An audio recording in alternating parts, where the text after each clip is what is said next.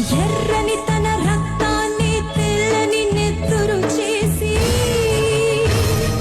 పెంచుకున్న తల్లి ఒక ఆడదని మరిచారా? కనపడలేదా అక్కడ పాపలుగా మీ చరిత్ర? ఏనాడో మీరుంచిన లేత పెదవి ముద్ర. ప్రతి భారత సతిమానం చంద్రమతి మాంగళ్యం.